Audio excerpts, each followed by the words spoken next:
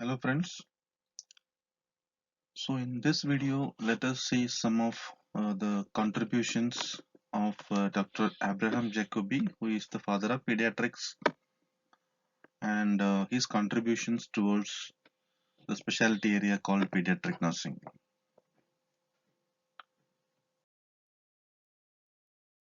So basically, Dr. Abraham Jacobi is a German citizen, and due to some political issues, and he shifted to USA, and he rest of his life period he serviced as a pediatrician in USA only, and he has made all his efforts and the contributions whatever he has done, this all happened in USA only, right?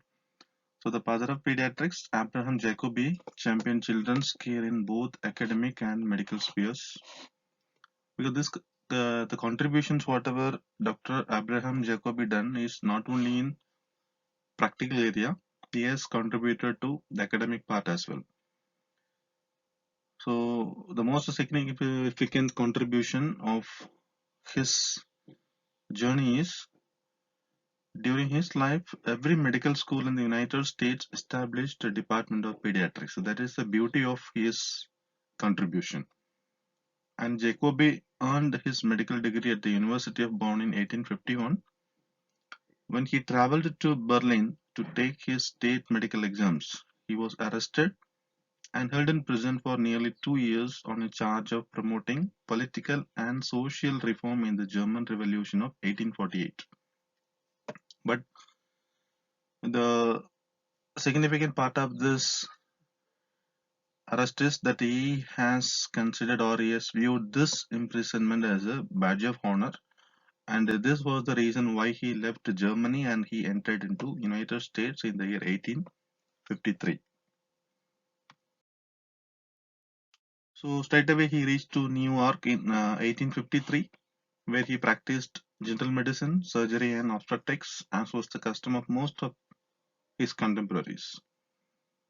Okay, so then later stages, Jacobi wrote prolifically, publishing more than 200 articles and books throughout his career, and his early contributions to the New York Medical Journal helped establish the field of pediatrics. So we should understand here is, there were no such separate department for pediatrics before the entry of Dr. Abraham Jacobi. Okay, it all was combined, or there is no separate or specialty area. In none of the medical colleges had this discipline. So in 1857, Jacobi has lectured on childhood diseases of the larynx at the College of Physicians and Surgeons, his first formal pediatric lecture. So just to say, 1857 only, Jacobi has lectured, that too on directly on the pediatric diseases of the larynx. And this was his first pediatric lecture.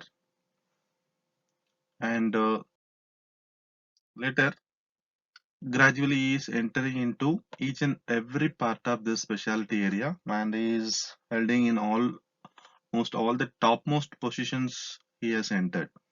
So in 1860, Jacobi accepted a position as professor of infantile pathology and therapeutics at New York Medical College, and this appointment signaled a turning point, as it was the first pediatric medical position and launched pediatrics as a medical and academic discipline in the United States. So as I mentioned in the previous slide, they had no such specialty area or a separate discipline as pediatrics. But after he occupied some of the positions, and he initiated and he worked out on these things, and finally he has succeeded that, and made a separate department in United States, both in medical and academic. So in his first year at New York Medical College, Jacobi established a method of bedside clinical teaching, a landmark in medical education. So even in nursing, we are following all these clinical teaching methods. One of the clinical teaching method is called bedside clinical teaching. So this concept was developed by Dr. Abraham Jacobi only. This is the most significant contribution what he has done in pediatrics, right? So up to that point, physicians did not conduct teaching rounds on medical wards. So you can see in all the hospitals nowadays, everywhere bedside teaching is going on. Okay, so doctor, physician, and the students will be there, and it is a kind of group discussion, or they'll be discussing about the patient. They'll be presenting about the patient. All these things are happening, quite common in all the medical colleges and in the hospitals. So in the same year, Jacobi also founded the first pediatric free clinic. Okay, so these are the major significant contributions was what he has done in the medical areas. In later stages, that is from 1865 to 1878, he has occupied several um, topmost positions in the medical colleges of New York City. Jacobi accepted the position of clinical professor of diseases of children at New York University Medical College in 1865. And again in 1870, the College of Physicians and Surgeons appointed Jacobi as a professor of clinical pediatrics. And in 1874, he concentrated on the Jews Hospital, where he set up the first outpatient pediatric clinic in 1874. So you can just to see the development what he has done to the pediatric department. So whatever we observe, we witness today in the hospitals as a pediatric specialty, separate area, these all were the establishments done or initiated by Dr. Abraham Jacobi, exclusively by one and only person, Dr. Abraham Jacobi. Then in 1878, the Jews Hospital had the first department of pediatrics in the US General Hospital. Then Jacobi declined several invitations to accept prestigious medical appointments in Germany. Because as I told you, he is a citizen of Germany and he left Germany due to one or other political reasons.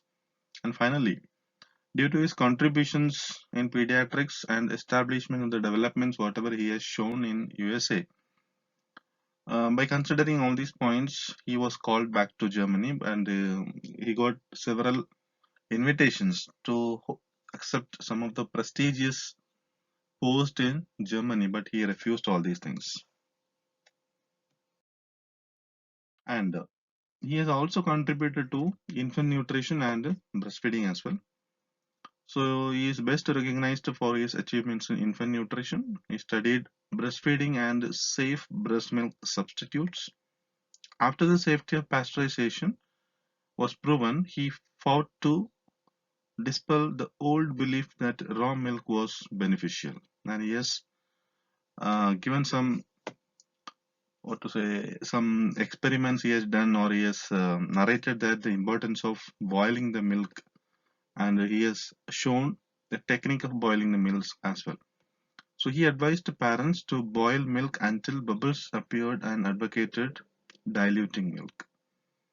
His support of boiled milk was thought to have saved more lives than any measure besides antibiotics.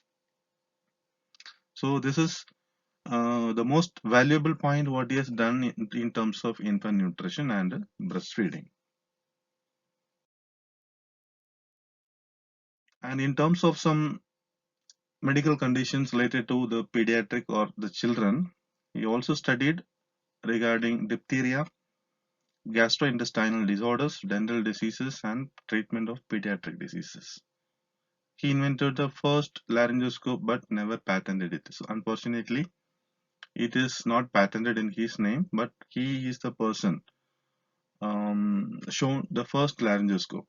And he was one of the early advocates of birth control. He delivered a lot of lectures and he has written some of textbooks also related to birth control measures.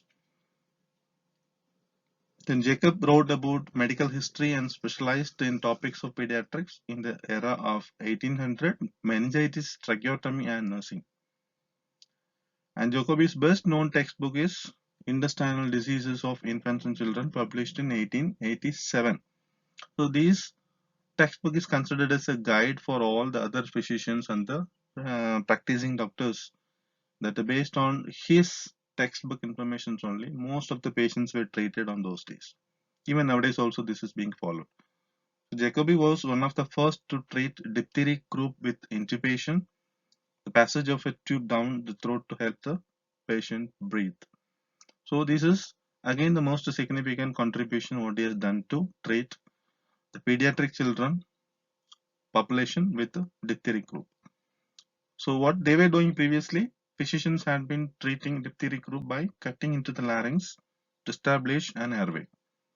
Okay, so these are the modifications, so the alternative methods what he has done to the treatment of this diphtheria group.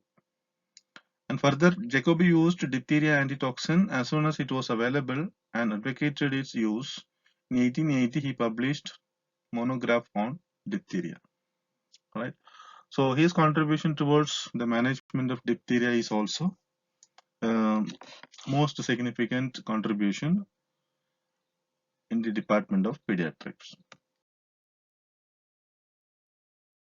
In the later stages of his career, he has occupied again several topmost prestigious positions in medical associations and the organizations related to pediatrics. So professional recognition of pediatrics took another leap forward when Jacobi established the pediatric section of the American Medical Association 1880 and the pediatric section of the New York Academy of Medicine followed in 1885.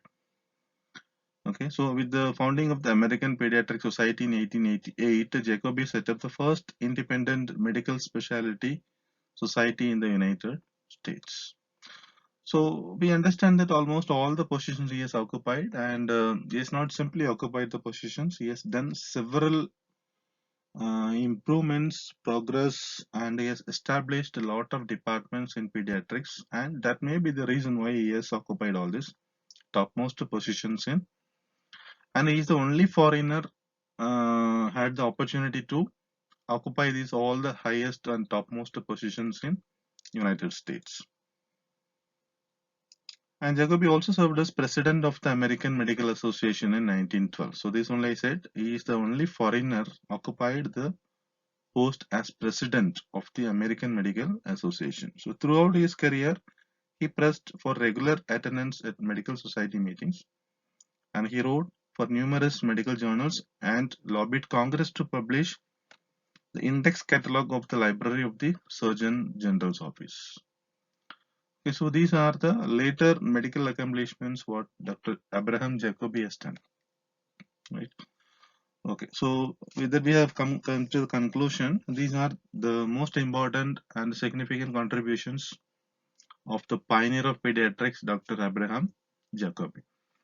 So a small request to all the viewers, and in future, if you want to have some discussion on some of the topics or the topic you want me to make as a video, please let me know in the comment box and I will do it definitely.